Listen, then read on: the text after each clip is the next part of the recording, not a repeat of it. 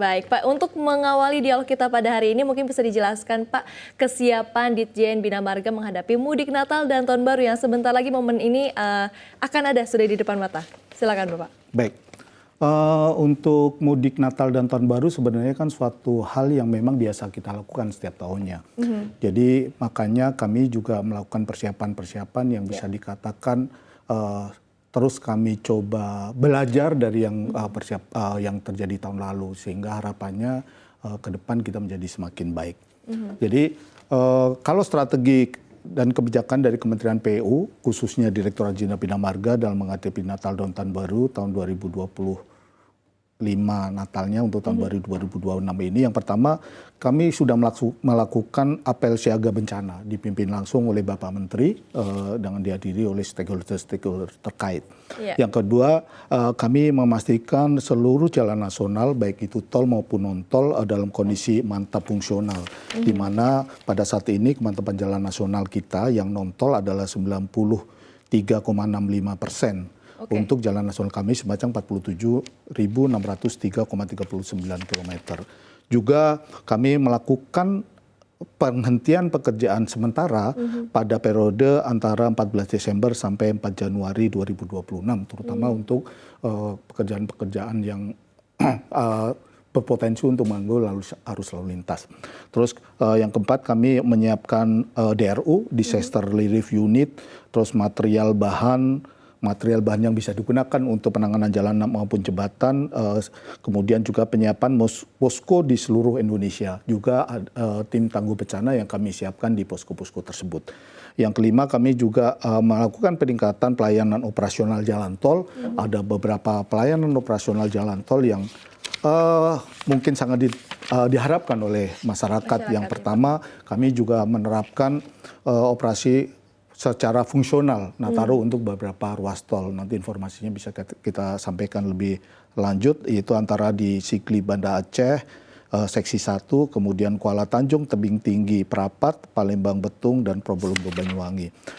Juga kami menyiapkan untuk ini masih bicara tol, tempat istirahat dan pelayanan atau TIP tol fungsional yang memang hanya fungsional pada saat menghadapi Nataru ini. Kemudian peningkatan layanan operasional, yaitu peningkatan kapasitas ruas jalan pada beberapa segmen tol seperti Jakarta Cikampek, Cikampek Palimanan, dan Tangerang Merak. Juga kami memberikan peningkatan layanan operasional dalam hal dukungan kenyamanan pengguna jalan seperti BBM modular pada rest area tipe B, kemudian patroli jalan tol, kemudian penyediaan toilet dan mobil toilet. Kemudian juga kami mungkin yang ditunggu-tunggu oleh Bapak Ibu yang ada di rumah adalah pemberian rencana diskos tarif tol untuk beberapa ruas jalan tol, bervariasi dari 10 sampai 20%. Selain itu kami juga meningkatkan layanan operasional dalam masalah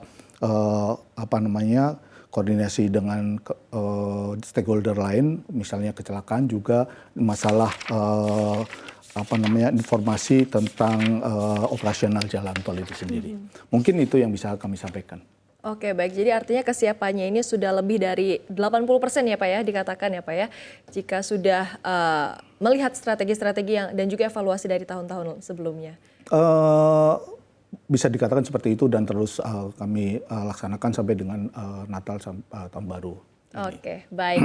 Pertanyaan saya selanjutnya ini Pak, ini kan kita sudah di penghujung tahun 2025 begitu ya. Ini bagaimana Pak capaian utama dari Direktorat Jenderal Bina Marga baik dari sisi pembangunan jalan, pemeliharaan maupun peningkatan kualitas konektivitas nasional ini Pak?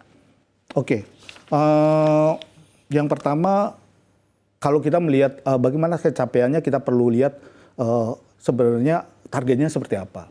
Jadi kalau di atas sendiri kami Direktorat Jenderal Bina Marga punya visi dan misi jalan yang andal dan prima dalam mendukung terwujudnya Indonesia maju sebagai fondasi menuju Indonesia Emas tahun 2045. Dari visi dan misi Direktorat Jenderal Bina Marga ini diturunkan ke dalam menjadi sasaran strategis. Sasaran strategis punya indikator kinerja sasaran strategis, yaitu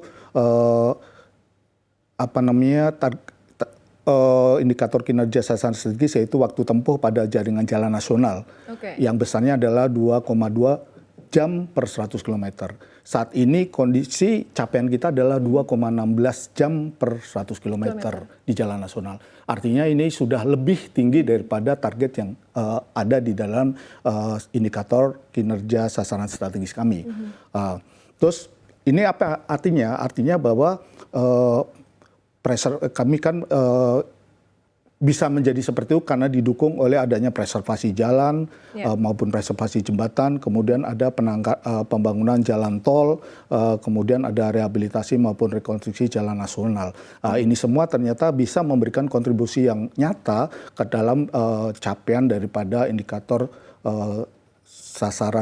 indikator kinerja sasaran strategis tersebut. Yang selanjutnya, kalau kita melihat itu tadi kita bicara target indikatornya seperti apa. Itu bisa tercapai karena pencapaian dari output kami. Selain tadi saya sampaikan bahwa terdapat jalan tol yang beroperasi baru sepanjang 95 km, kemudian ada preservasi jalan nasional sepanjang 47.603 km, di mana ada efektif penanganan untuk rehabilitasi sepanjang 1.233,93 km. Selain itu juga ada output seperti pembangunan jalan baru kami pada tahun 2025 ini mencapai 143,98 km. Yang kedua pembangunan jembatan baru atau duplikasi jembatan itu ada 2.561,59 meter. Kemudian ada pembangunan flyover atau underpass itu sepanjang 1.068,75 km. Kemudian ada pembangunan jalan tol itu sepanjang 27,11 km. Kemudian ada penanganan jalan daerah sepanjang 617,23 km. Ada pula penanganan jembatan daerah sepanjang 4.346 meter. Ini selain itu untuk tahun sekarang ini jalan nasional kita itu sudah menghubungkan ada 106 pelabuhan angkutan laut utama atau pengumpul yang terhubung. Kedua, 69 pelabuhan penyeberangan kelas 1 yang terhubung, 44 bandara pengumpul, 95 terminal tipe A, 42 pusat kegiatan nasional, 181 pusat kegiatan wilayah, 76 strategis nasional, 38 pusat kegiatan strategis nasional, 70 kawasan strategis pariwisata nasional, 11 kawasan ekonomi khusus, dan 11 kawasan industri. Artinya bisa dikatakan secara konektivitas maupun waktu tempuh kami bisa dikatakan bisa mencapai target-target yang ditetapkan. Mungkin seperti itu. Baik, nah tadi dari sejumlah pembangunan yang sudah Bapak sebutkan begitu Pak, menurut Bapak bagian mana nih yang sudah on track atau mungkin malah masih harus dipercepat lagi atau seperti apa? Yang sudah on track artinya kalau dilihat dari tadi angka-angkanya angka-angkanya menunjukkan bahwa waktu tempuh rata-rata pada jalan nasional ada 2,16 jam per 100 km, lebih daripada target kami 2,2 jam per 100 km. Artinya bahwa ini sudah on track. Artinya kalau on track artinya apa? Artinya bahwa kombinasi antara preservasi jalan, pembangunan jalan tol atau peningkatan kapasitas jalan non tol itu sudah cukup mampu dalam membantu menekan kemacetan dan memperlancar arus lantas karena kan waktu tempuh itu berhubungan sama sekali dengan kemacetan maupun kelancaran daripada arus lalu lintas.